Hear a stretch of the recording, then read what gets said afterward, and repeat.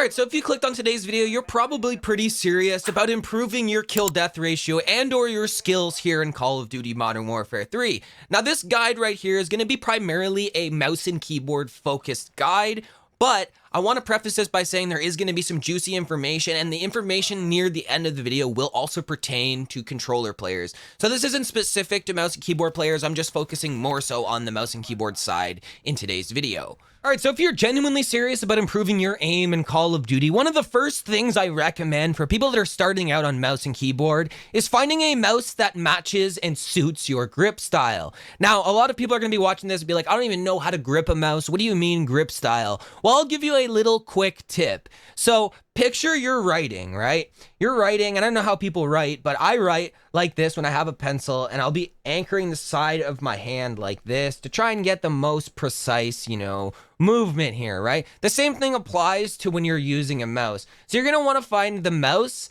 that feels most like a pencil to you guys. So a lot of them will taper into the sides, right? A lot of them will flare out on the sides, which I personally don't like. But a lot of them will taper in and have comfort grooves, like on this mouse, which is the Zowie EC3. I also own about 13 mice. These are my three main ones that I use.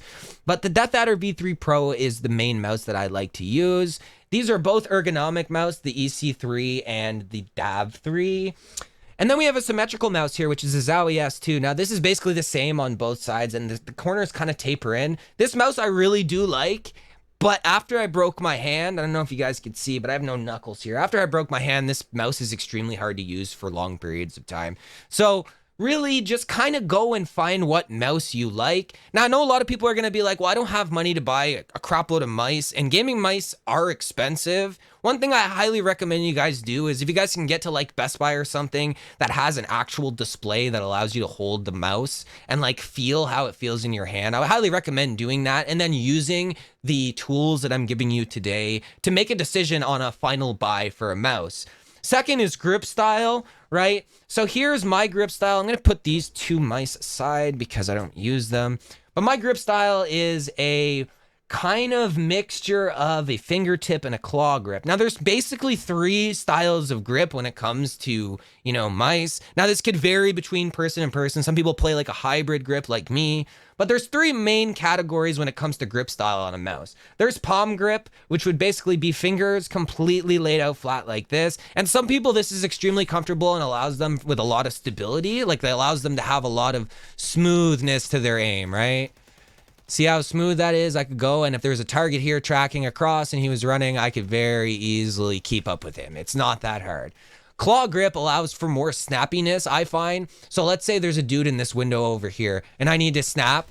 I could do that. Like, it's just, I don't like the claw very much because, as you can see, I don't have very much control over it. So what I like to do is play a claw fingertip hybrid. Now, a claw grip would still insinuate that you're touching your palm here to the edge of the mouse. Now, I don't like to do that. I like to sit farther back on the mouse and actually have the tops of my fingers kind of do the aiming for me while I anchor my palm wrist area here on the pad. You could also push in if you're finding that your aim is extremely shaky, so you can actually get a nice, smooth, tracking. I actually find that I track better using this method than the palm grip method, but it also helps with flicks. Like, if I need to flick over here real quick, I can. Like, if the guy's in the window, it's very easy for me to just kind of pop some heads. And I'll be putting a clip right here so you guys can see what this actually looks like when I'm warmed up. As you can see on screen right now, I'm just absolutely smashing heads. So it's fantastic. It's fun. But yeah, guys, when I talk about mouse shape, I highly recommend finding a mouse that feels most like a pencil for you guys. All right, so another thing that people seem to overlook when it comes to improving their aim in Call of Duty is a mouse pad choice. Now, if you look right here, I have an Artisan Heian, and this is a mixture between a speed and control pad. Now, this is on more of the expensive side. All of the Artisan pads are extremely expensive. This is just, like I said, a little tiny square, and this mouse pad cost me like $90 Canadian. Now, I have three Artisan pads. I have the Heian, which is a mixture between speed and control. I have the Raiden, which is a strictly speed pad with absolutely no stopping power. You feel like you're on glass. And then I have the Artisan Zero, which is currently in the back right now, being dried because I just gave it a deep clean. And that is by far my favorite pad. It provides me with the most control, but that that pad itself is a strictly control pad. Now, I will say one thing, I had somewhere between a 2 and a 2.5 KD when I was using this Heian and also the Artisan Raiden. The minute I switched to the Zero and had a control pad that provided me with more control, my KD went to almost a 4.0. Now, there's other, things involved in that, like, game sense and other things like that. It's not strictly just the mouse pad. Like, don't fool yourself thinking you're going to go buy a mouse pad and be the greatest player in the world, because it's not going to happen. But if you're not somebody who wants to shell out, $90 for a tiny little square, one thing that I highly recommend, I have right here actually, this is the Corsair MM350, I believe. And as you can see, it's very big. Full desk mat, so you have plenty of room to move your arm around. You can play on lower sensitivities with this. And I believe this thing runs like 20 or 30 bucks for that mouse pad. So that's a cheap alternative. I'll be linking that in the description for you guys if you guys want to buy a mouse pad like that. But like I said, I highly suggest, especially for somebody who's just starting off, I highly suggest using a strictly control pad. Another common occurrence I see with people is asking me or others what their DPI and sensitivity is. Now, I'm not going to sit here and claim that DPI is not important, because it is. If you're like 1200 or higher, you're going to get lower input lag. But if you're somebody who wants to play on like 400, 600, or 800 DPI, really don't fret. I used to play on 600 DPI and my aim hasn't really got much better since I bumped it up. So it's more so like a placebo effect, I suppose. And it's just me trying to min-max my skills, as much as I possibly can. But generally, like if you're just starting off, I'd probably recommend like a 400 DPI just so you're pretty low. But if you want to feel like what a DPI increase feels like, just download whatever program you have for the mouse, adjust your DPI up and down, and then just kind of like move your cursor around the desktop and see what feels natural to you. Once you find that natural feeling, set your DPI to that number, and then focus more so on sensitivity in game, which I'll be showing you guys how to find right now. So basically what you're going to want to do is find an area on the map. I would say this caution sticker is good on shipment, wherever just a point that you can find, right? And basically what you're going to want to do is put yourself center with that and go to one corner of the mouse pad, right? And what I like to call this is the swipe zone. So from this corner to this corner, this is you using all your mouse pad. You bought the whole mouse pad, you should use the whole mouse pad, right? So you should be able to have your range of motion in this entire swipe zone, right? So what you're gonna wanna do is go and line yourself up with this, put your mouse on the corner and do a slow 360. Once you get to the end of the pad, you should be back to here. Now me, I'm kind of a little bit off the pad. I'd probably say about 6 inches or so. And that's just because I have a little bit better mouse control from playing Call of Duty and aim trainers for so long. So I'm able to, adjust for that little bit of a higher sensitivity. And because I go up against primarily controller players, because my SBMM is so high, I have to deal with the aim assist up close. I'm not going to get into that. I don't want to trigger anyone or make anyone upset about that.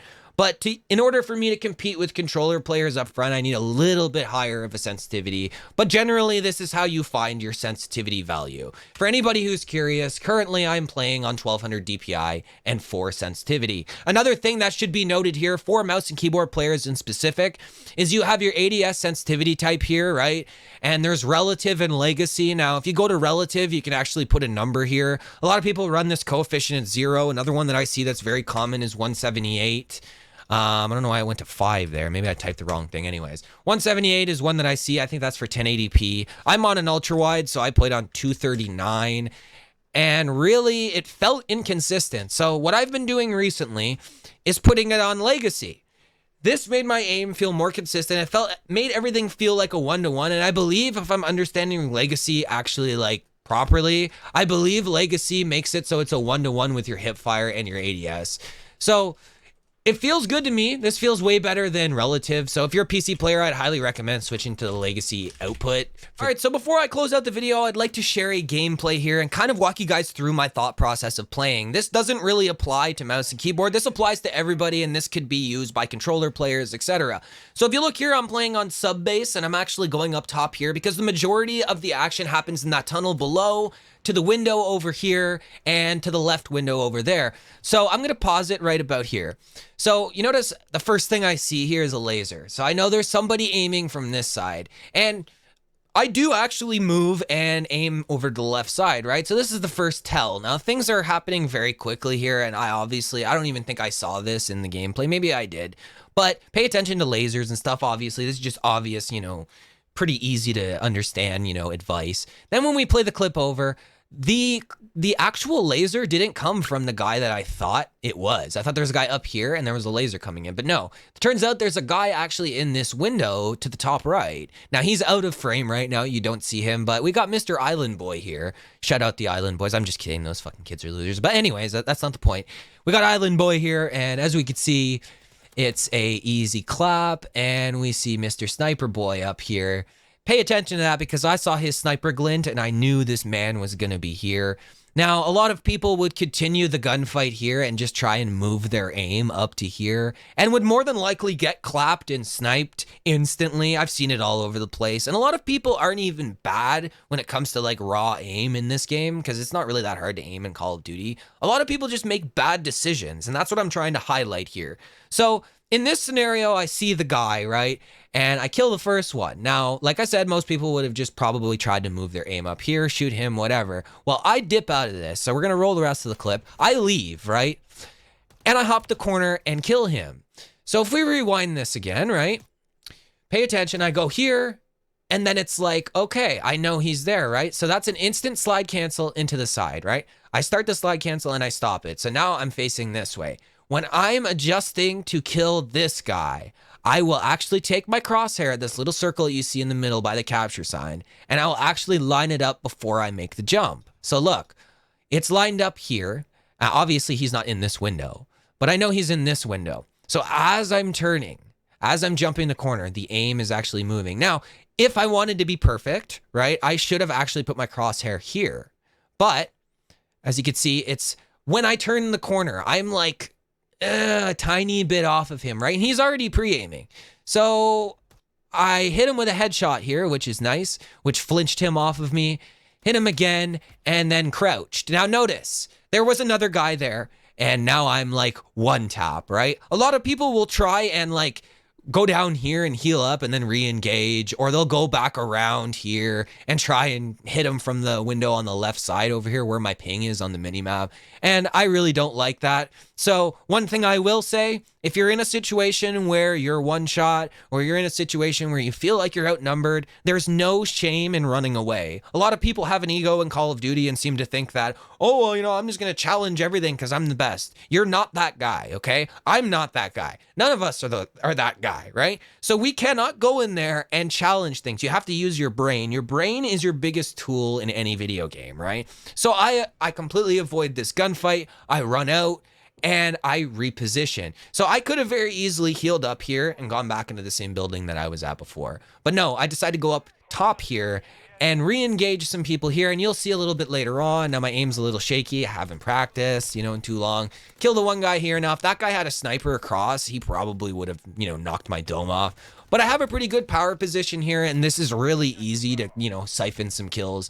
So what I'll do generally is I'll get a few kills in one spot and then I move, because you can't be staying in the same spot constantly over and over and over again. You're going to get people that have brains and they're going to pick you off, right? So you notice how I decide, okay, that's enough up top. I was in this building before. I'm going to go on the bottom level. Look at the right side of the screen. I'm close to streaks, which is fantastic. And I've scored streaks on, so I'm getting points for my UAV, everything. There's the SAE, and there is the Overwatch Helo. So basically just play smart until you get your streaks, and then if you want to ego chow and be, you know, that guy that goes around and tries to kill everything, then go ahead and do that. But if you want to maintain a high kill death ratio, you need to play smart until you get your streaks. It's really not that hard of a concept to understand, and a lot of people's problems would be alleviated if they just played a lot smarter. That's my 2 cents. Anyways, guys, that's pretty much it for today's video. If you found this video at all helpful, make sure to like the video. I was a little bit out of my comfort zone today. I don't usually show my face or make, like, you know, self-improvement content. I'm usually more so of like a negative commentator. So if this is something you want to see from me more often, make sure to like the video and show this video a ton of love. Comment down below for the algorithm, share this video with your friends, subscribe, turn that notification bell on so you never miss when I upload a video. And I catch everybody in the next one. Peace.